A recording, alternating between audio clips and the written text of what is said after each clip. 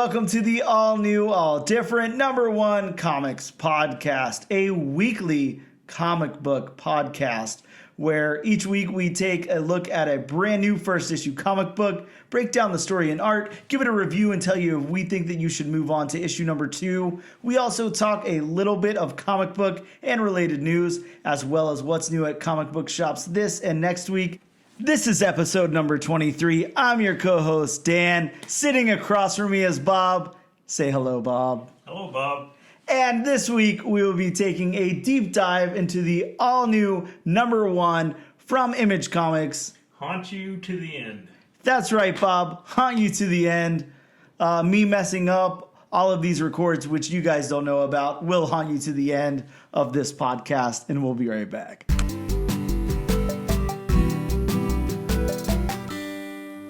And we are back with the all-new, all-different #1 Comics Podcast. Bob, let's talk some news. There's news this week. Wow. Yeah, it's.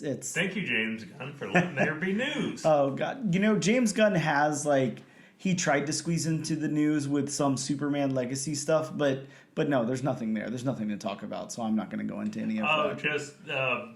Just something I read just before we started the podcast. Mm-hmm. So apparently, the director of the Flash movie,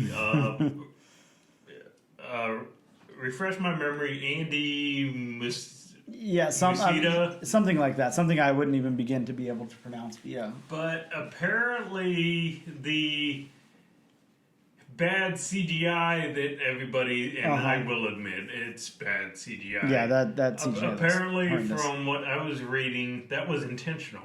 Oh, wow. But it may be one of those things, it wasn't supposed to look like that, but now that it looks like that, he may be doing damage control. Yeah, I would imagine so. I've read a couple of reactions online from people that went into it really expecting like a really good movie, and there's mixed reactions. There's definitely a lot of mixed.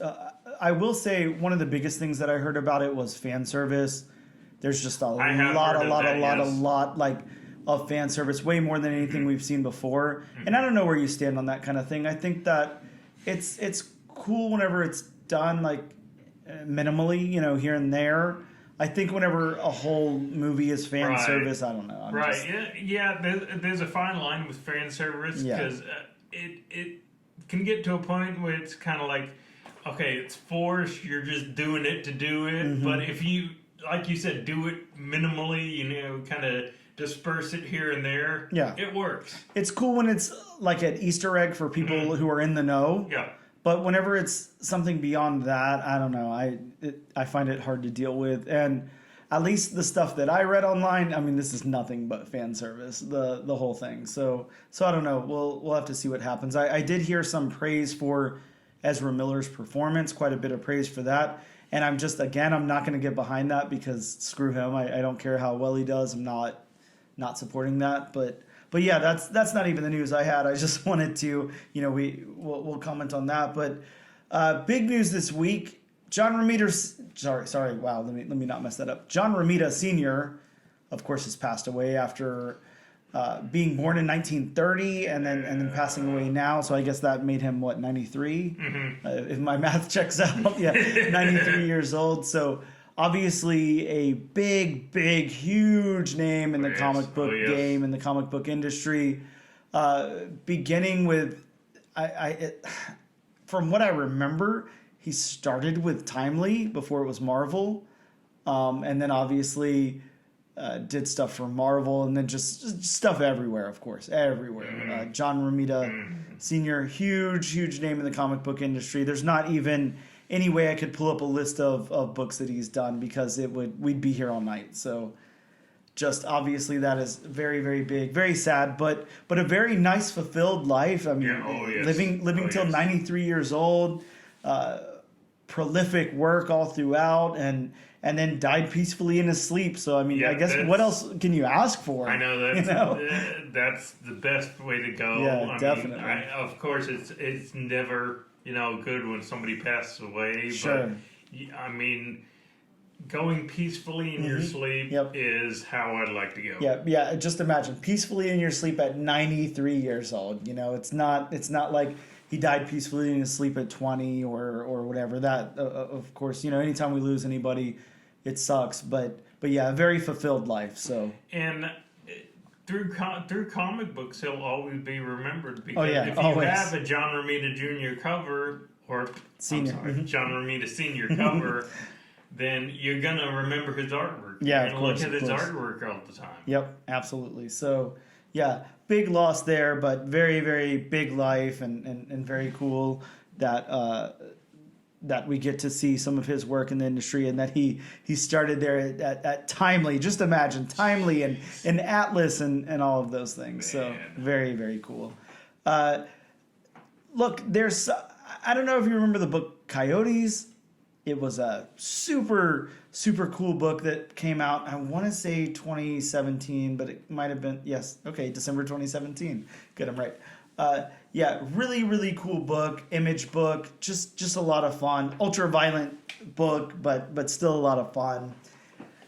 It had been announced that it was optioned back in 2020, and it just, you know, had kind of been sitting there. We hadn't heard any other developments about it from that point. But now we have reports that Jordan Peele and Selina Gomez are behind the production of this. This was just announced. I'm not even sure what network this is going to be on. This is a television series, a television adaptation. Please don't be Apple Plus. Well, yeah, please don't be, because then I won't be able to see it. But yeah, or Paramount Network. I've got that. But some big names. Jordan Peele, of course. Jordan Peele. Get Out. What was the last movie that he did that was big? Yeah, Nope. I kept wanting to say Up for some reason. Yes, that's a completely different movie. That's a completely different tone of movie. Sure. From what Jordan Peele does. Yeah, not Up, but Nope. Jordan Peele, huge name, obviously part of the Twilight Zone, the newest incarnation of the Twilight Zone, which, you know, whether you're a fan of or not is up for debate, but still cool that he got to do a Twilight Zone in modern times. It's very cool. I will say I was very skeptical when I heard Jordan Peele was going to enter the director circle. Yep, you know, of course, because everybody knows Jordan Peele from the Key and Peele sketches. Yep, Everybody knows that. So I was skeptical about it, and then I also saw and found out what type of director, tone-wise, he would be, where he's going to lead more towards the psychological horror thriller movies, which all his movies so far have been. Yep. But I must say, Jordan Peele is one of the up-and-coming directors. Oh, yeah. Right now. Oh, yeah. He'll have a complete legacy behind him by the time he's done. Already, Get Out, such a big movie. And I'm completely blanking on the other movie that he did before Nope. It's Get Out and something else. Yeah, I cannot think of it for some reason. I know what you're I know what you're talking about. Us. That's why I wanted to say Up, because it was another two-letter U word. So Us and Get Out. I mean, really cool movies. Really creepy movies. Yeah. Oh yeah, super creepy. And I could see why they went to him for Twilight Zone, you know, after those two. Yeah. Now, I don't know how you felt about Nope. To me, it was a little boring. I didn't get into it too much. But definitely the previous two movies, Get Out and Us, I thought were really, really good. I liked those a lot. I like some of the Twilight Zone reboot that he... I never saw the reboot. Yeah, it's interesting. That's all I can say. There's some very interesting concepts. I think the problem is always going to be the Twilight Zone was a product of its time, and of course had Rod Serling at the helm of it. And you know, you're not going to be able to recreate that. No. But still, very cool. And look, they must have a lot of confidence behind this project to have Jordan Peele and Selina Gomez involved in it. That's huge there. I can't imagine how you would get much bigger in 2023, 2024 than having names like those attached. That's very, very big. So I just didn't know Selena Gomez was in the production side. Yeah, I'm trying to think of what else she's done, but yes, yeah, She she's. is in the production side of I mean, it things. might be executively. I mean, she might just be shelling out money or something, but either way, yeah, still For very movies, that's still important. very important. They need the funding. Yeah, absolutely need a lot of funding there. But yeah, a Coyotes TV show with some involvement from Jordan Peele and Selena Gomez. So very very cool. The next thing I want to talk about is Deadpool 3. We've talked a little bit here about Deadpool 3. I've actually read what are apparently some leaks of the script. I won't go into that here because in case those are true, I don't want to spoil anything. Just know that if they are true, I'll come back later and tell you that that's what I read. But I'm not going to get into that now. I'm just going to get into the fact that it's been moved up 6 months. What gets moved up? Everything gets pushed back, especially with the writer's strike and everything. That was very surprising when I read that it was moved up, 5-6 months? Yeah, now we're just looking at May 5th of next year. So that's crazy to me. I can't. It is. I think that they really, really obviously have some hope for this project as well. Obviously, the first two Deadpools did pretty good. And then you got the return of Hugh Jackman as Wolverine. Yes, yeah. So I don't know. Moving up is just not something that you see very, very often. No. I mean, as we've seen, a lot of the Marvel movies have been getting, pushed back. Yes, a lot. Yeah. So up is I don't know. Up is cool. Not talking about the Pixar movie, but that is a cool movie as well. We've only mentioned it twice here now, so that's one by accident, and one intentionally. Yeah, exactly. The last thing that I want to talk about in my news is Secret Invasion. Bob, have you seen any of the Secret Invasion trailers, teasers that came out in the last week or so? Look, we got a secret 5-minute, I don't know, kind of teaser trailer or whatever that was supposed to be. I have not watched that. Really? Yes, just because I've seen enough from the trailers and TV spots. I don't need to see the first 5 minutes. Well, they're very interesting because it's just really conversation driven. It takes place in one spot. So it's a Scorsese film. Yeah, it's just a conversation between two characters, and they just talk about, maybe the presence of Skrulls.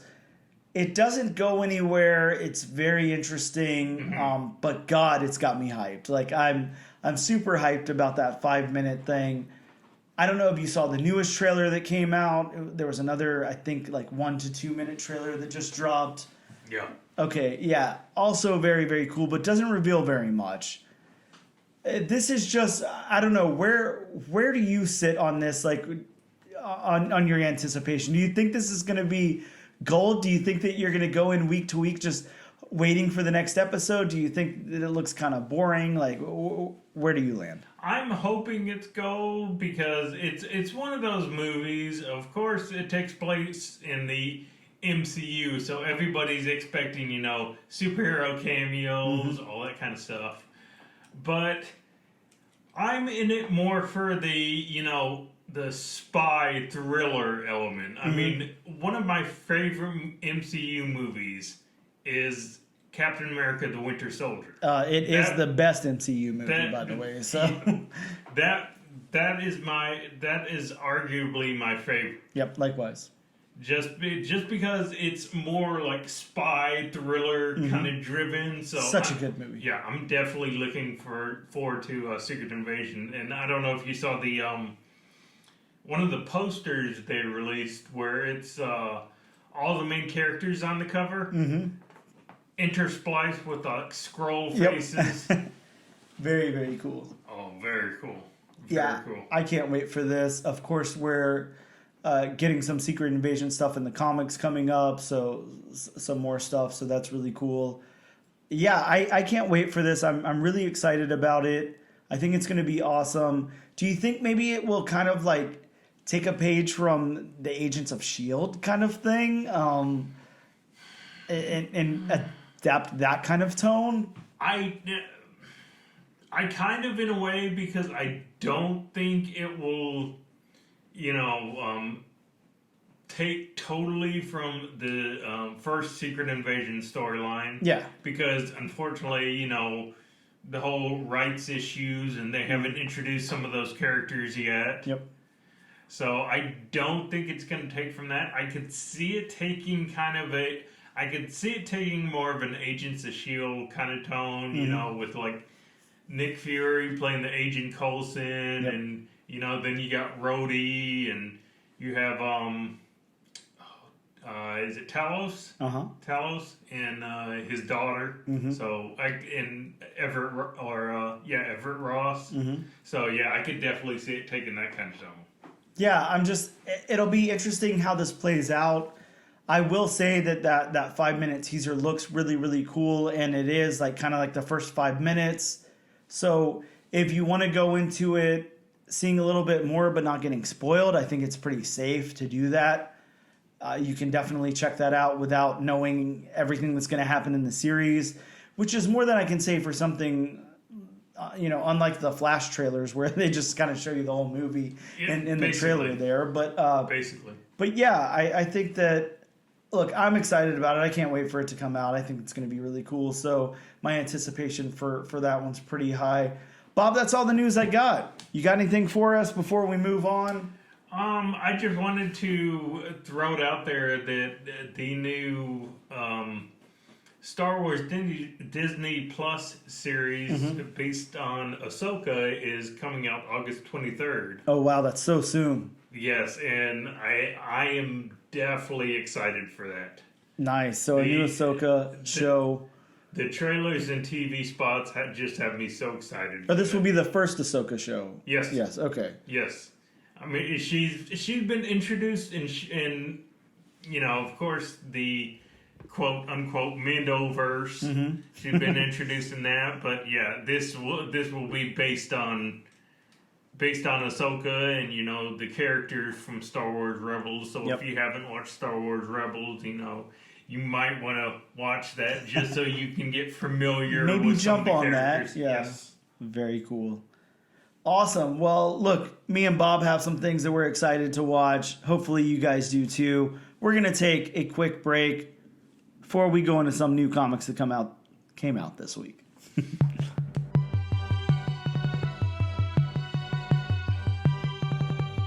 And we are back with episode number 23 of the all new, all different number one comics podcast.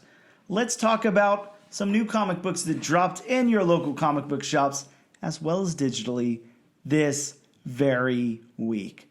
So from Image Comics, we had Click, Click, Boom #1. A horrible title. Hopefully a cool comic, but yeah, I'm not the hugest fan of the title of that. But. So who sang that song? Was that Limp Bizkit? No, it was who was it? I'm sorry. I'm sorry, everybody. I'm not much of a music person. Well, it was like a band like that, some new metal, like early 2000s band. Not a great song, gotta say. not the biggest fan of that. We also had Void Rivals #1, of course, written by Robert Kirkman. That came out this week. That's got some big stuff in it. You might want to pick that up. I'm definitely looking forward to reading that. Yeah, that's a cool one. I won't spoil anything this week, but maybe we'll talk about it some next week after the book's been out for a little bit. From DC Comics, we had Static Team Up, and of course, I won't be able to pronounce the name here. Anasi #1. I'm going to go with that. Oh, wow. I said it correct? Yes, you said it correct. Every dog has his day. Every time I say a name correct, you have to drink a shot as a listener. So, or as they said as she said in It's a Wonderful Life, every time a bell rings, an angel gets its wings. Yeah, well, exactly. That happens. And if you're playing by the rules of the game here, where you take a shot every time I say a name correctly, you've had exactly one shot since episode #1. So. Better have been a good shot. Yeah, it might take a little while to get drunk, but you'll get there, I'm sure. We had DC Pride throughout the years. A one-shot going over DC LGBT plus characters. Sounds interesting. Had a really cool cover on that one. We also had Wildcats #8. Not Not sure what the significance of that was. I think it had like a new team up of some sorts. Mm-hmm. Don't remember the exact team up, so I'm not going to go with that. I was going to say, I believe it had a new team. Yeah. I just can't remember who was on the team. Yeah, yeah. We've got all your comic book news here, folks. But from Marvel Comics, we had Amazing Spider-Man issue 27. Of course, the aftermath of issue number 26, and the debut of some new Dr. Octopus tentacle armor or something along those lines. Okay, and I think it's safe now. I think the spoiler embargo. You think we can say it? Yeah, I do. Can we say it? All right. I do. It's been what, almost a month now. Yeah, it's been a little. So I think the spoiler embargo is off the table now. Yeah. So look, I'm just gonna go ahead and say it. Somehow, Peter Parker kills Kamala Khan. So wow, yeah. Of course, Bob and I trying to keep that on the low for the last few episodes, but as it had been announced before, the creators were told to stay away from conventions for death threats and everything, and all we could think was there's nothing that could solicit that type of response. Yeah. And then once we heard it, we're like, okay, well, now I see why people might think that. Yeah. So, of course, look, we all know she'll be resurrected. We already see solicits now for Miss Marvel stuff coming up, but.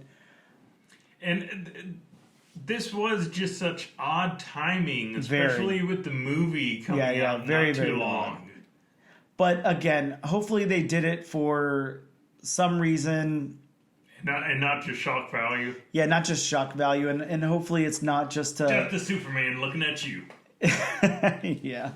That, hopefully it's not just to bring her back, and say...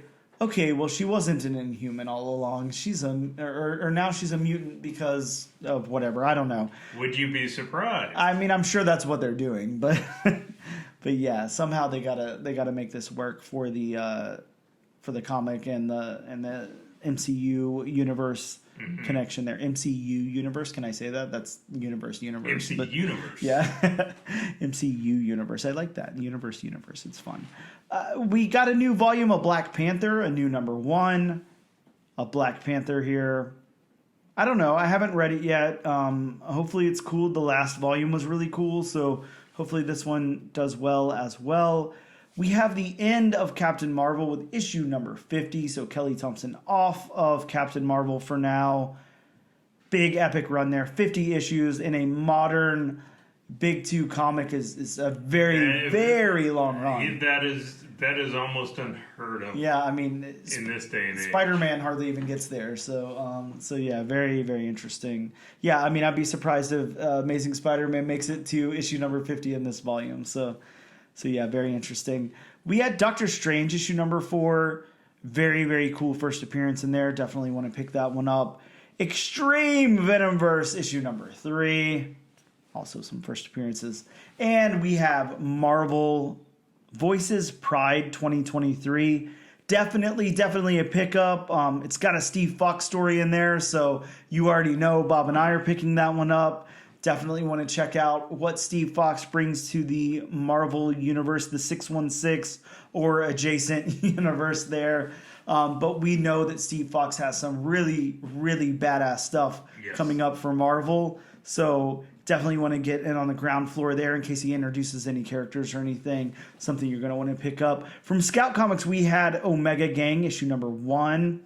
From Opus Comics, Frank Frazetta's The Mothman, number 1. Oh, man, Frank Frazetta artwork. Yes. Granted, it's just a cover, but it's still Frank Frazetta. Yeah, and can I say, before we get into the artist of the book that we're doing today, which is... You definitely won't be able to say the name. Andrea Moody? Moody? I'm guessing Moody. Okay, well, we'll go with Moody. He actually did the illustration for that book as well. So, yeah, I was kind of doing my research on him, and he's been all over the place, done a lot of stuff. Really big artist, yeah. So from Titan Comics, we had Dead by Daylight number 1. That is a video game tie-in. So, look, maybe pick it up. You never know what could happen. You could have a Last of Us #1 on your hands. You could have a Maximum Carnage on your hands. Oh, God, I wish I had one of those on my hands, please. I think most people wish they had that on their hands. Some nice Bill Sienkiewicz artwork there. Oh, God. And from Ani Press, we had Xeno #1. I'm going to go with Xeno. I don't know how you pronounce an X, so Xino #1. We'll go with Xeno. Yeah, sure, why not? Until, somebody comes on and corrects me. That's what we're going with. Yes.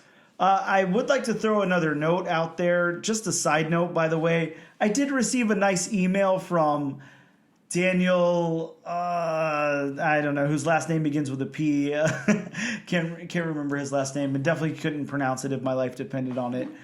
But he did send us a nice email. He was the illustrator for this newest volume of Ghost Rider when we covered Ghost Rider issue #1.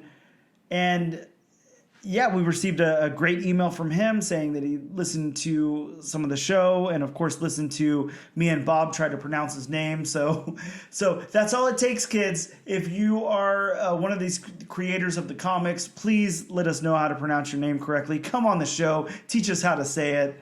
Nothing's more greatly appreciated than you coming on and talking about your book and plugging it. With that being said, we are going to take a very, very, very brief break. And when we come back, we're going to talk about Haunt You to the End, issue #1.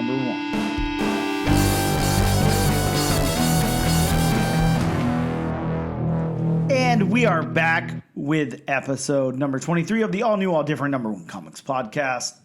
Bob, let's talk about Haunt You to the End, the new #1 from Image Comics. Image Comics imprint, Top Cow. There's a lot of side notes there. Yes. So I'm going to read the synopsis from the Image website. A ghost story for the end of the world. The reason I yelled it is because it's all in capitals. Oh, you have to yell caps. Yeah, you got to.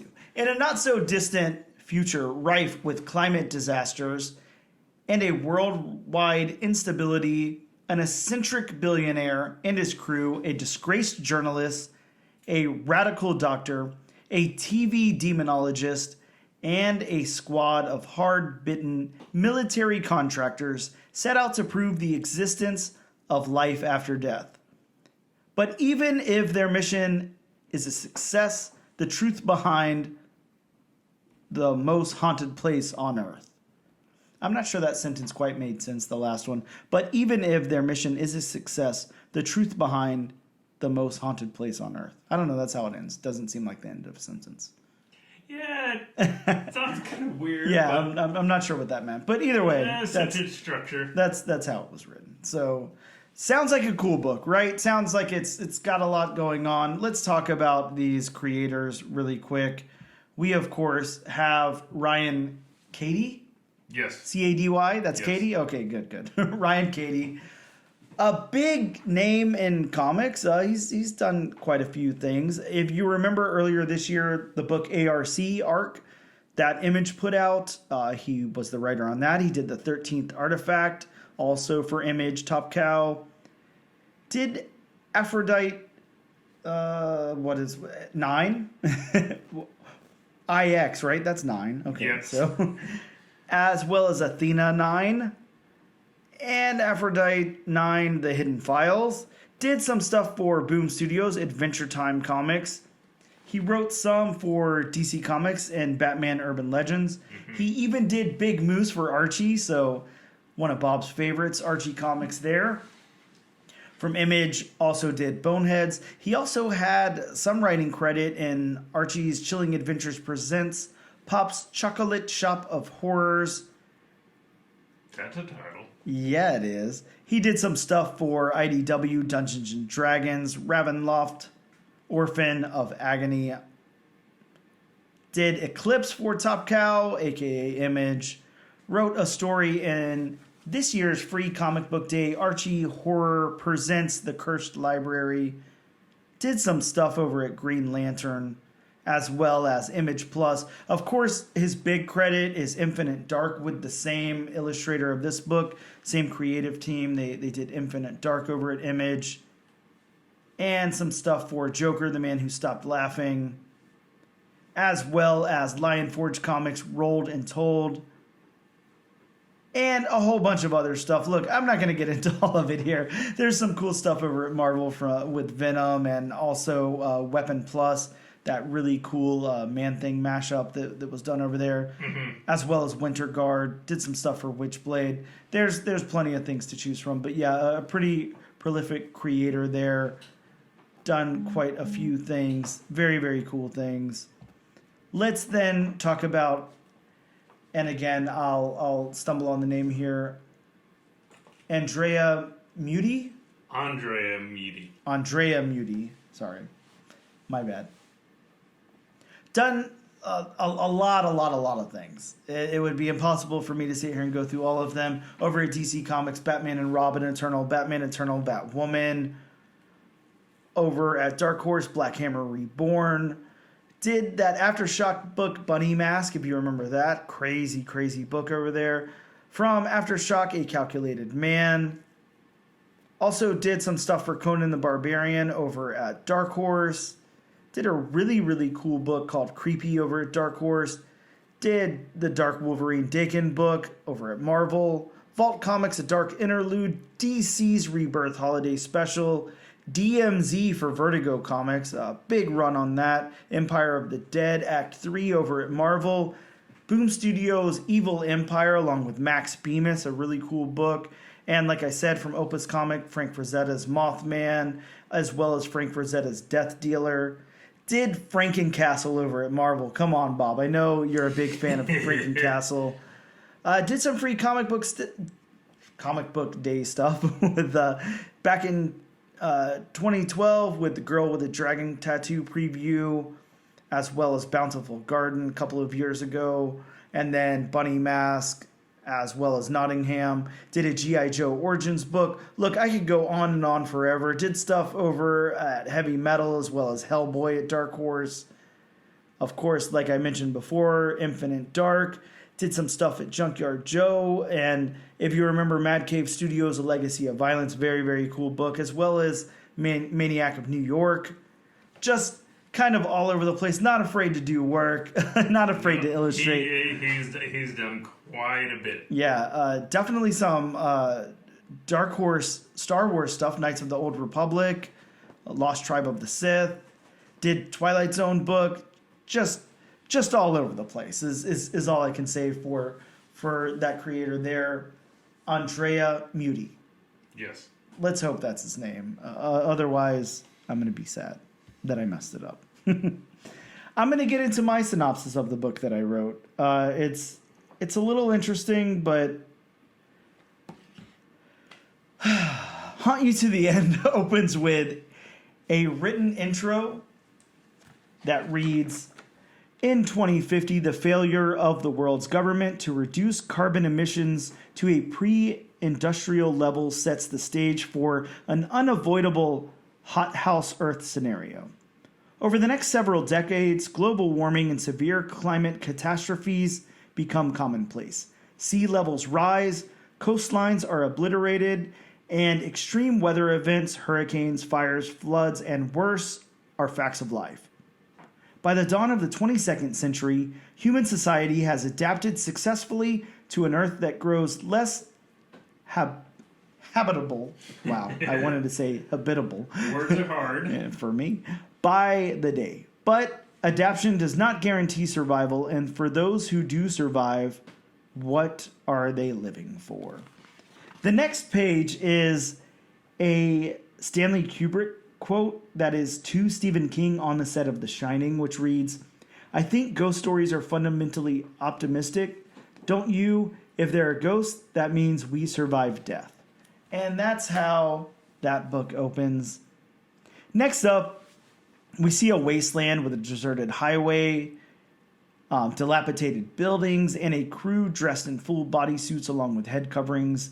I don't know what to call those, Bob. Those kind of it looks like a scuba diver gear, basically. They kind of look like scuba divers. They almost remind me of maybe hazmat suits. Yeah, I was gonna say that, but those invoke like something a little. I'm not sure. Let's just say in the future, these are the suits they have to get into.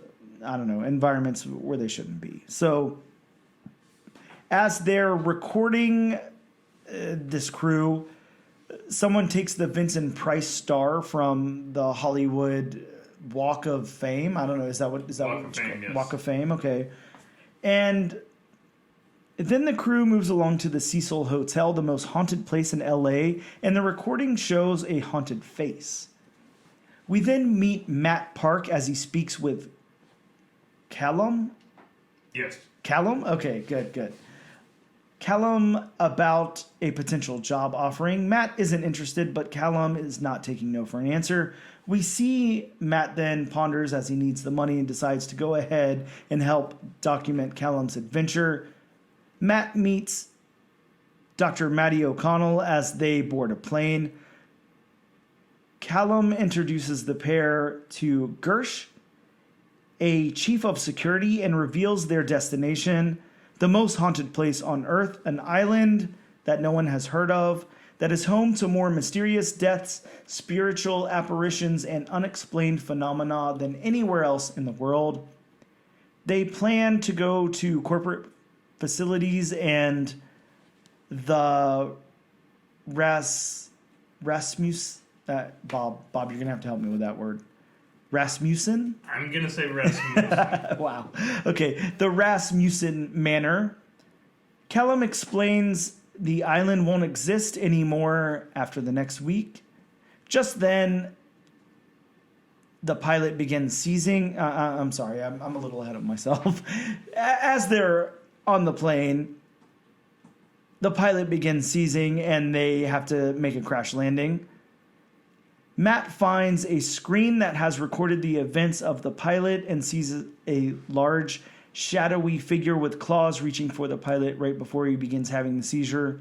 And the book ends with a view of the mansion or the manor with a full moon behind it. Yes. So, sorry for all the stumbling there. If it sounds like I stumbled insanely, I did, but I have to just forgive him. It's Dan. yes, please. But I do have to admit, the book kind of stumbles a little bit too in its narrative. We're going to get into all that, but I don't know. It lays it out. I mean, they're on the plane and they're doing things, but this kind of just happens at the same time. So there's not much to write in a synopsis without going from them boarding the plane to the pilot having a seizure. Mm-hmm. It's kind of just, I don't know, Dead Space character introduction or whatever. There's not much there. So I will say that. Bob, let's get into the beats of this story. How did you feel about the beats? Look, it opens up with what I assume is a younger Callum as he's getting those artifacts there from the Hollywood Walk of Fame, the Vincent Price star and everything, and entering the Cecil Hotel. And then we're shown Callum later as he's meeting up with Matt and offering Matt a job. And then it moves from there to kind of like assembling the team and then the team landing on the island. That's I honestly think the beats work well here. They do. I think that it makes sense. Now, I will be the first to admit I read this twice. The first time I read the book, I was lost. It made no sense to me. Mm-hmm. Then when I went back and reread it, it helped me a lot kind of understand what was going on. But you have to take it as that part of like, you know, Ocean's 11 or something of the heist movie where you're meeting the crew. It's kind of that. Right. And that's really what this first issue is. I think that it works as far as story beats. I don't know if you share those thoughts, if you have separate thoughts from them. No, for me, the beats were pretty much straightforward. Mm-hmm. I mean, it showed Callum, you know, how he got to that point. Mm-hmm. You know, it showed him offering Matt the job. Yep. And then it showed putting the team together. Mm-hmm. You know, then it showed the plane crash landing on the island. So yeah. I think the beats were pretty much straightforward. Mm-hmm. Mm-hmm. They weren't weighed down by heavy dialogue or heavy exposition or anything like that. Yeah, there's definitely, for the amount of dialogue in this book, there's a pretty good lack of exposition, I would say.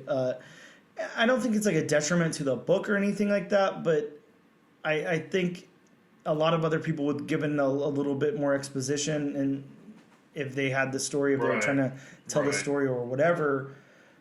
it's not necessarily that I think that that's a problem. I think this is cool. I think that it's kind of cool how it introduces the characters and everything and introduces the plot of the story. I do just think that we spend a good amount of time in this book just introducing characters. That's what the point of this book is.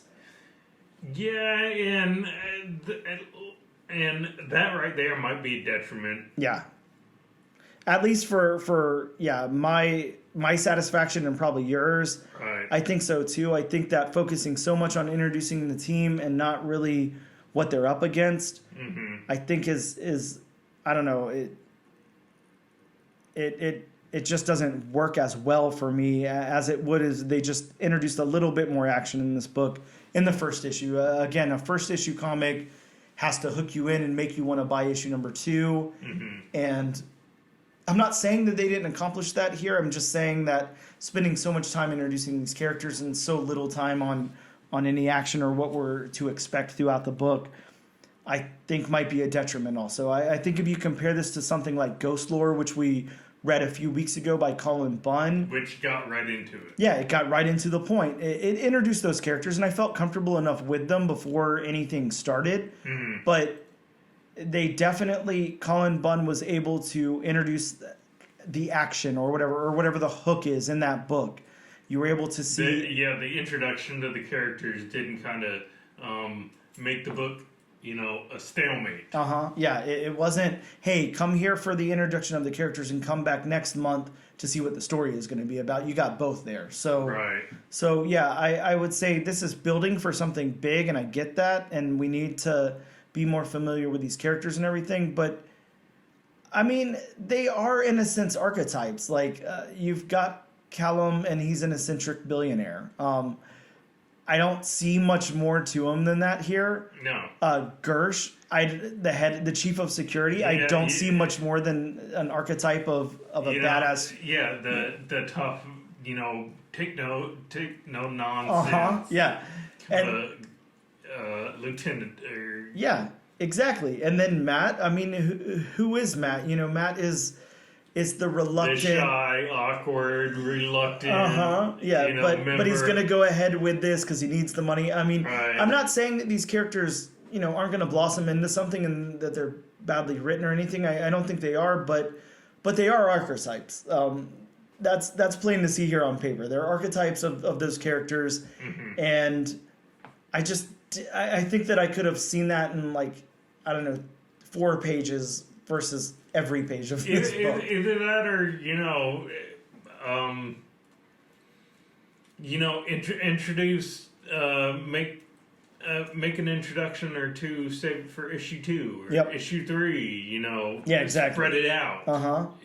Still, have that quote unquote action scene, and then, wait till an issue down the line to do the same thing. I mean, again, introduce and hook at the same time.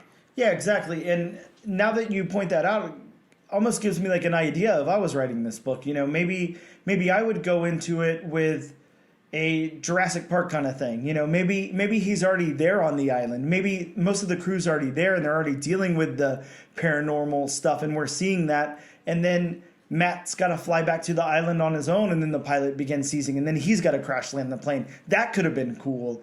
That could have been an opportunity there. But just to have everybody in their archetypes and then no action whatsoever. We see nothing happen other than this pilot seizing whenever they, at the very end of the book when they're first landing is just, I don't know. I felt like there's a lot of opportunity there. Either that or maybe focus on the introduction of 1 or 2 characters per issue. Sure, exactly. Yeah, maybe give us Matt here. Yeah. And then...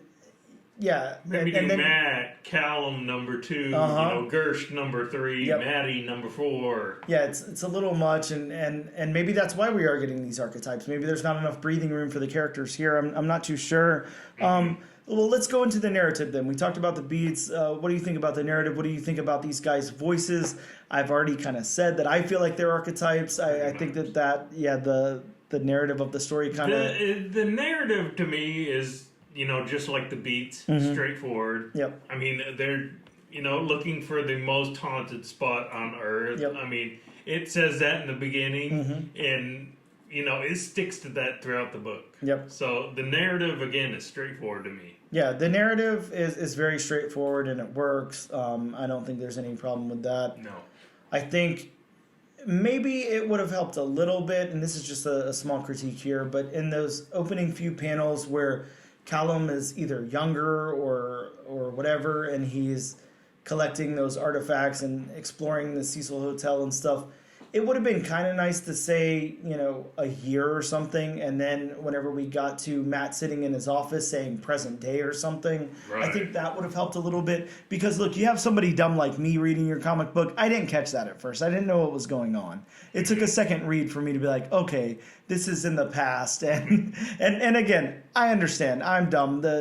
Most of the general public is not as dumb as me, but there's still some of us out there. So sometimes we need our hand held a little bit through the storytelling. So it doesn't hurt at all to say a year, a location, or whatever.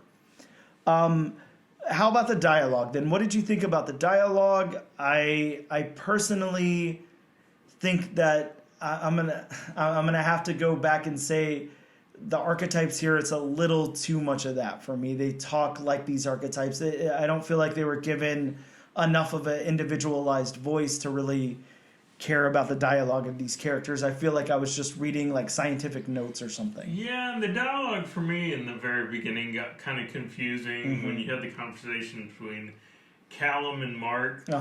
Matt. Callum and Matt, I'm sorry. No, you're good. I had to remind myself, okay, this character's talking. This character's talking. So that got a little confusing. I mean, sometimes the individual voices for me seem to run together. Yeah, I agree. They just didn't have enough of a voice or something, enough of an individual voice. I think maybe, in my opinion, this was like a cool half-baked idea, and then maybe it got greenlit or something, and maybe they had to rush to get it to press. I don't know. It just seems kind of a little filled in, but I'm not too sure. So how about the world building then? I'm gonna get your take on it before I interject with anything. But what did you think about the world building here? I mean, I thought the world building. They showed the dystopian Los Angeles. Words are hard. No. I had to take your quote. I'm supposed to say that. But they showed the dystopian Los Angeles. They made that clear they were on the Walk of Fame when you saw, Vincent Price's star. And then the Cecil Hotel. We saw Callum's house, which I'm not gonna lie, I would have liked to see more of his collection. Oh yeah. Just see some of the stuff he has. Yeah, exactly. We got this note of him being, this collector or whatever, and we're seeing a Vincent Price star and a Ouija board, and that's really it. That's the only thing of note that I see. I mean, I'm seeing some other artwork and stuff randomly, but I'm not sure what it is. Maybe I'm just not cultured enough, but... No, but it would have been nice to, again, like I said, see more of his collection, see what else he had. I mean, the Vincent Price star is cool, but considering, this guy has been in so many haunted places, I'm sure he definitely has a lot of other collectibles. Yeah, wouldn't it have been kind of cool to maybe take Matt, maybe take a page or two to just have Callum take Matt on a tour through his home or whatever, and say, before we get down to business, I want you to see this or whatever. Maybe instead of Matt just saying a nice collection, I guess. Yeah. There again, a little bit of missed opportunity there, in my opinion.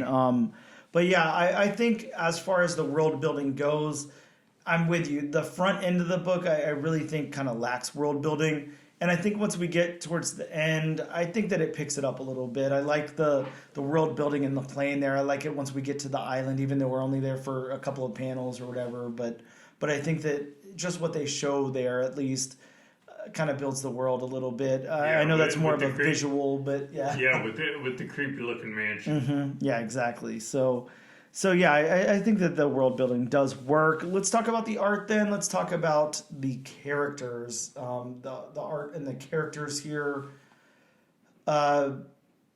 God, I don't even know what to say, really. I think, again, man, I hate to be like the Debbie Downer here, but I think that they're a little bit too vanilla. Like, they're a little bit too archetype in their design. Callum does have, like, a Crypt Keeper vibe to him, which is cool. Mm-hmm. I think maybe... And you can definitely tell, he's the older guy. Yeah, definitely. I'm wondering if that will come back up, somewhere later on in the series. Maybe he's been dead this whole time or something. Maybe, I don't know. Maybe he's not just the eccentric billionaire. Maybe there's more to him. Exactly. We'll have a cool twist or something. But I don't know. I think this one's 50-50 for me. I think they work, but I do think that they are way too much of an archetype. And I think that's it works and it doesn't. Mm-hmm. I know what you're saying. It's interesting art, to say the least. It's very cool art. I like the expressions on the characters' faces and everything. And of course, we'll get into the locations, backgrounds, and colors and all of that in a minute. But the art is very interesting. I just think, as far as character designs, I'm just not sold on them. Yeah, I'm kind of like you. I would have liked to see the character designs. I mean, I know overall the tone, it's going for. But personally, I would have liked to see a little more polished characters. Yeah, exactly. A little bit more definition, and I mean, again, hindsight's 20/20. But I think if I was doing like a post-apocalyptic story or whatever, and I wanted these characters, I wanted you to feel unsafe in the future, and like all these catastrophes have been happening all around everybody and everything, and it was like a struggle to survive or whatever. I don't know. Maybe it'd be cool if they were wearing some form of protection, like they were at the very beginning of the book. Maybe these guys, even when they're inside or something, like maybe they should be wearing something to designate like how dangerous it is in the future or whatever. They just look like normal people from right now, and it just doesn't sell me on the dangers of this time or whatever. Yeah, exactly. I mean, I have my opinion on what I think. Of course, each artist has their own style, and I mean, I'm definitely not going to tell them, and you're definitely not going to tell them what to do. No, of course not. But I have my own opinion on what, he should have gone for. And again, it's not, I mean, he's a very good artist. You can see in his artwork there, he definitely knows what he's doing. I think that the character designs are lacking, but I'm looking at some of the other stuff, objects and things like that, and I mean, they're wonderful. All of that stuff looks great. I just think it's a very different take than I would have taken. I'm not the artist of this book, but and that's what I was getting at. When I talked about the characters being more polished, I mean, you can have the same exact art you're using, but maybe again focus on making the characters more polished, and that's all you need to do. You don't need to work on change. I mean, personally, I would have liked keep the background and everything the same. Keep that artwork the same, but just make the characters more polished. I mean, you don't need to make them like fine works of art, but just make them a little more polished is all I'd like to see. I definitely agree with you. I think we're almost saying the same thing, but from different angles. And I hate to sound like a broken record and use the same term and words over and over again. But like, I feel like this never got out of the archetype phase in the art and the writing. Like they kind of placeholdered these characters like in a way, and then never graduated them from that and just went like just settled with that. Right. But had an interesting story to tell, but at the same time didn't flesh out these characters enough visually or in backstory or in actions or whatever. Let's talk about the locations then. I will say I think the locations are done very, very well. We talked about how we would maybe like to see a little bit more in Callum's home, but other than that, I think the locations look great. When they're boarding up to go on the plane, everything looks very industrial and just, sterilized and whatever. Once we get, to the island. I think that looks great. Like I said before, I think that the locations do work very well here. I think they look nice, and yeah, I feel like I'm on location, so I think that those work. I don't know if you have any separate thoughts. If you just kind of agree with that. Yeah, so, I mean, you pretty much hit the nail on the head. Yeah, I do think those work. So what about the backgrounds, Bob? What thoughts do you have on these backgrounds? I'm gonna lump the backgrounds into the overall artwork, and that's pulling the wagon before the horse. But I think especially for what type of book this is, the horror element, like I've said before, this kind of art works. Yeah, definitely. For a horror book, you don't want it to be, a Captain America book where everything's, nice and, neat and all that. You do want a little bit of, not totally polished, so it looks like it came from horror, because horror movies, usually aren't, nice and bright and polished. I mean, there's a good amount of grit in here. But again, at the same time, I still would have liked to see a little more polishing on the characters. Yeah, I agree with that. I think once we get into the backgrounds, there's a lot of watercolors being used. There's a lot of shadows being used, especially in the panels that we're looking at in front of us. But we have that industrial, sterilized look to a lot of it. I think that when it's important, the background kind of, I don't know, lends itself to what's in the foreground. It works very well. They complement one another very well. And I think this is like some classic, good-looking background art for a comic book. I think that it looks wonderful. Let's talk about the colors then. Bob, we do this every time. We always forget to make sure we credit the colorist, which it looks like Andrea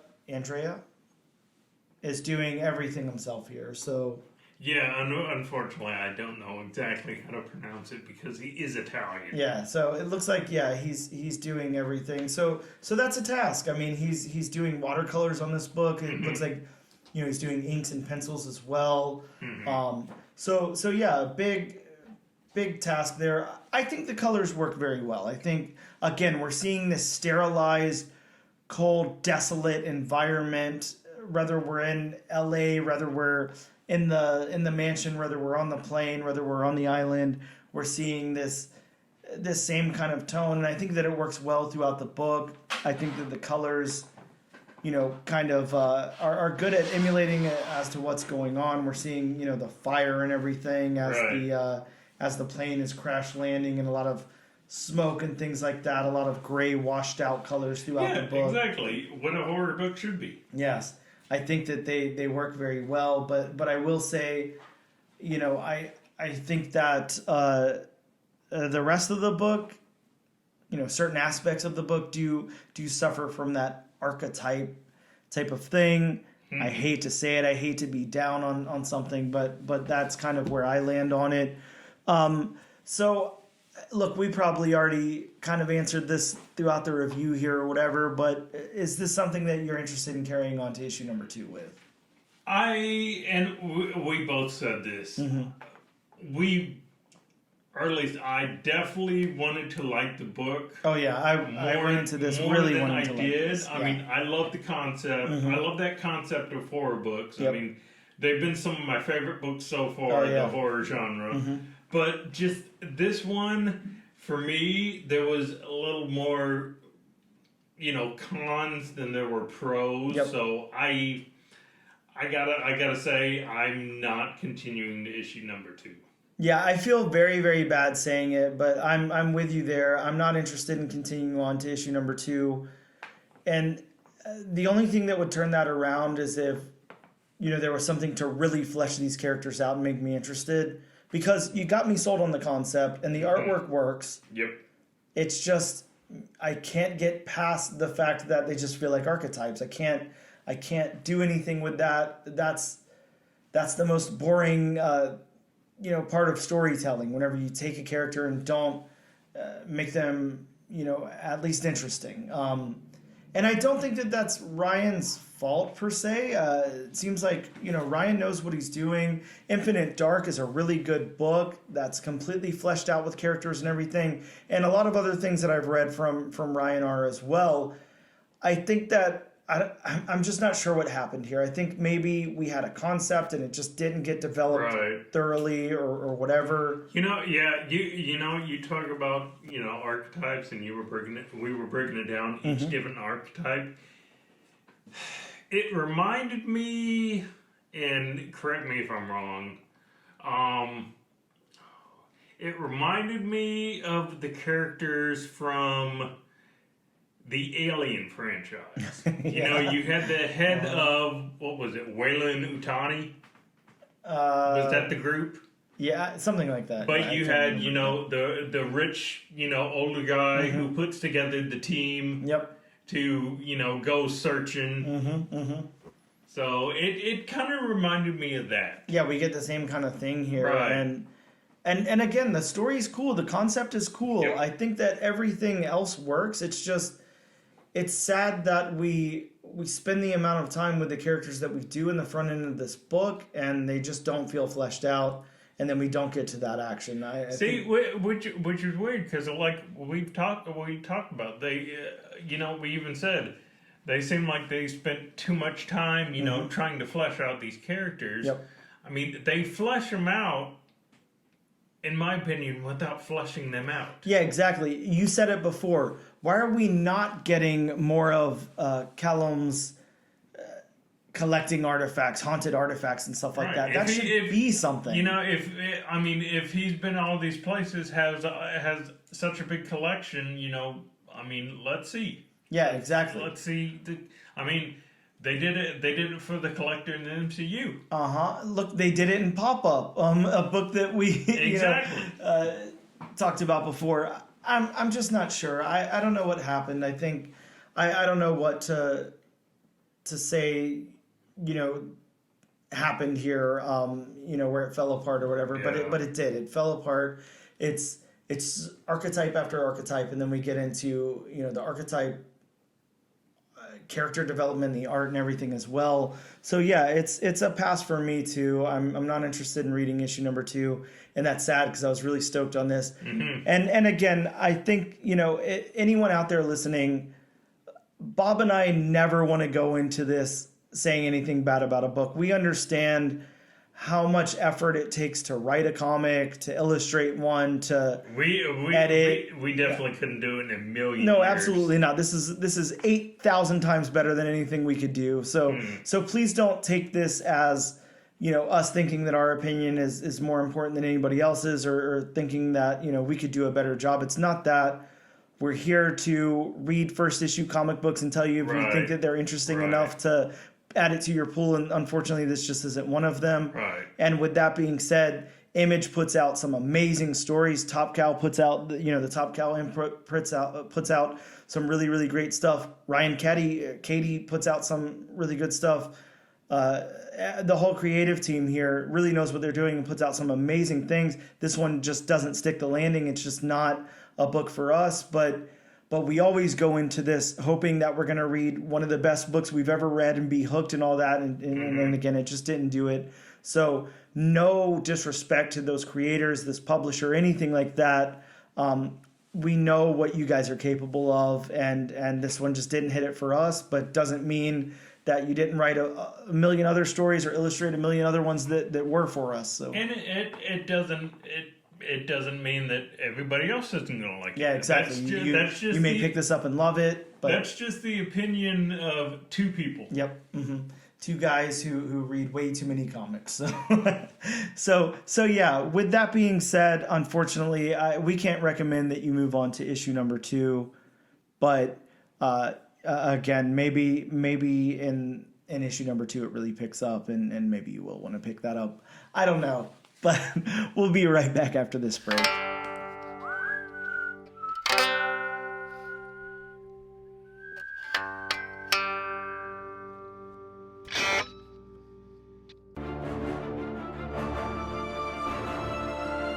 Did you know there was a Doctor Strange movie in 1978? Or that Tim Burton and Nicolas Cage almost made a Superman movie in the mid-90s? On Superhero Cinephiles, we take you on a journey into the world of superhero films, including the acclaimed, the infamous, and the obscure.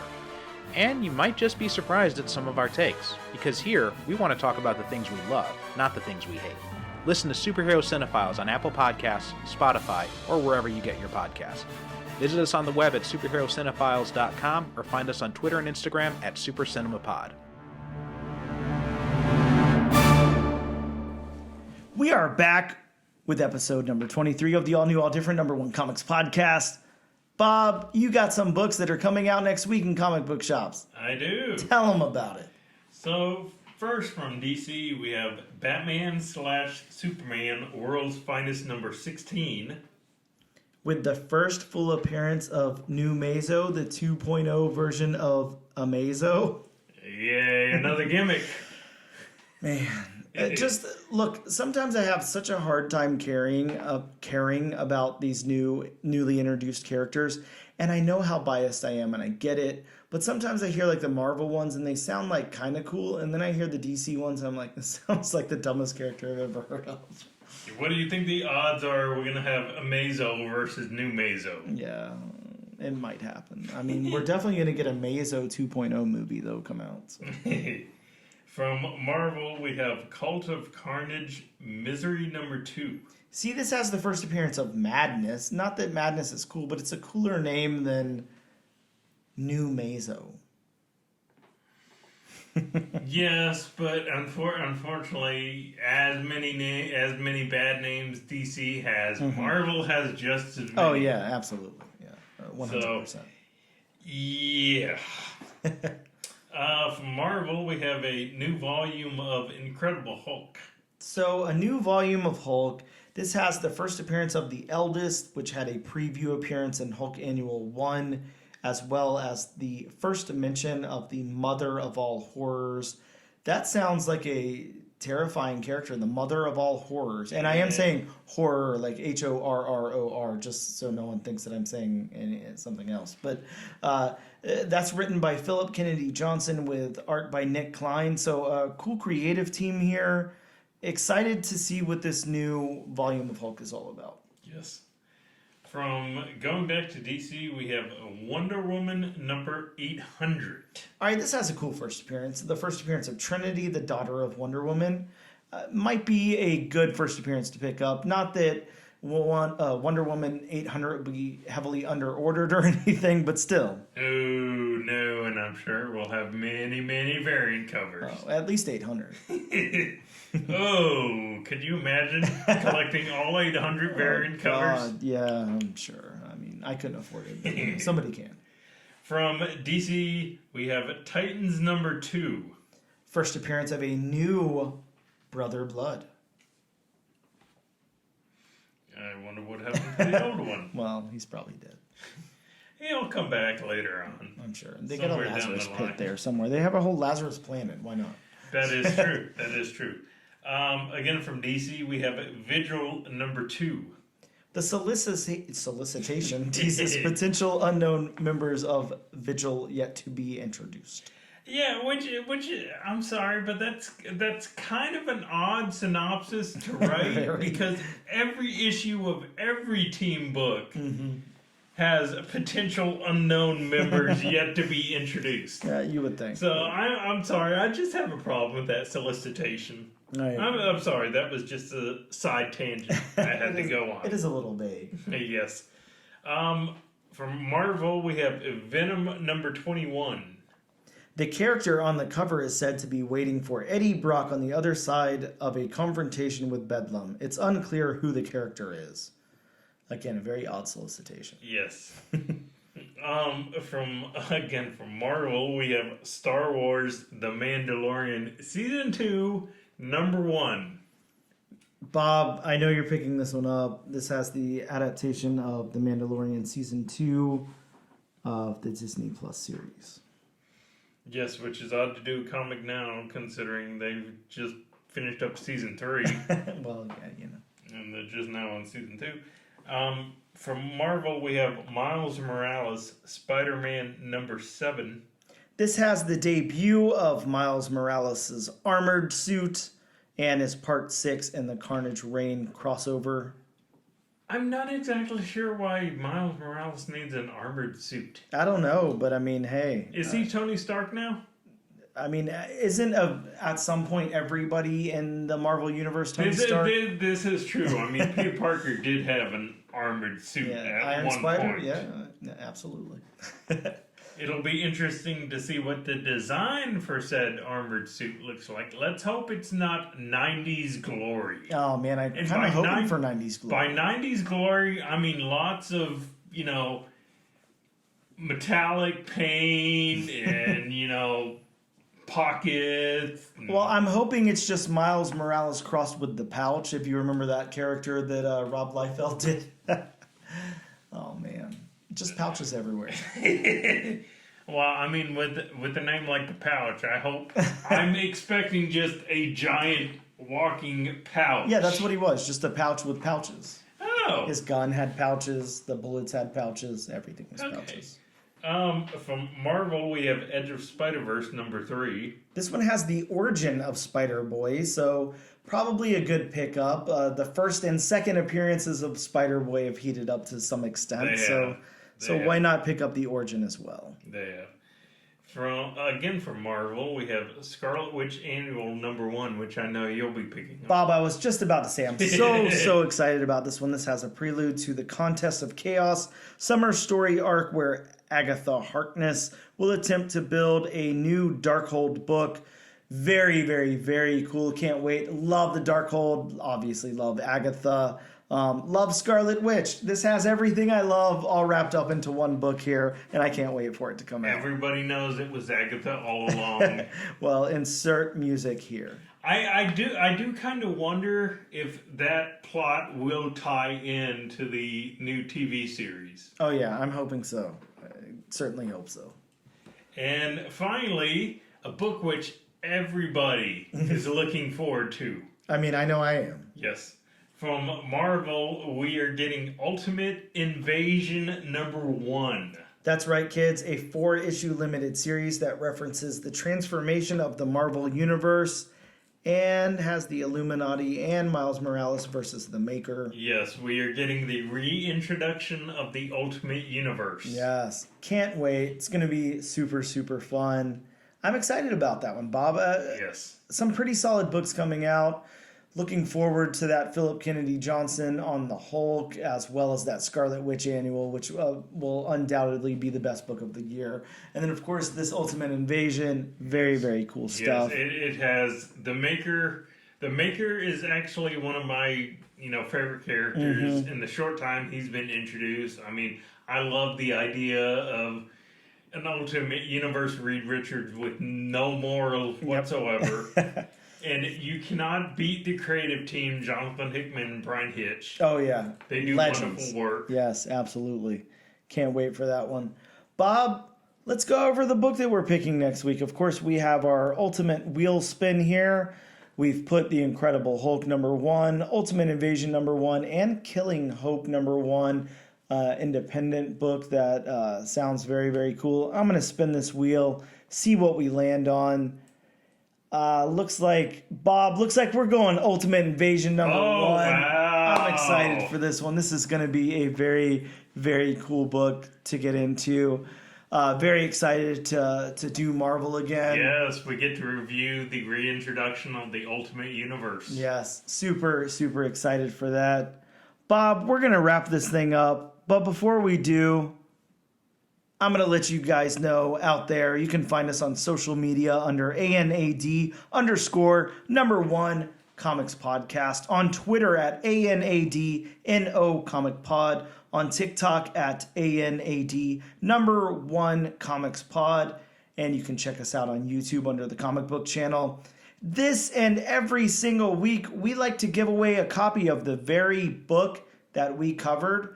And this week, you can get a free copy of Haunt You to the End, issue #1, from Top Cow and Image Comics. All you need to do is use the hashtag AllNewAllDifferentNation on a post on social media of your choice to be entered in the giveaway, and Bob will cover the postage to ship the book straight to your house. Thank you guys so much for tuning in. We had a wonderful time. We'll see you next week for the ultimate invasion.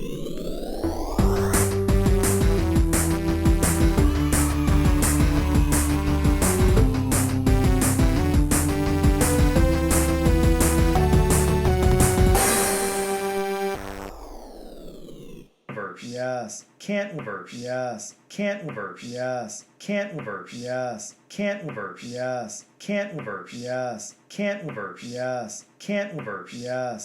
Can't reverse. Yes. Can't reverse. Yes. Can't reverse. Yes. Can't reverse. Yes. Can't reverse. Yes.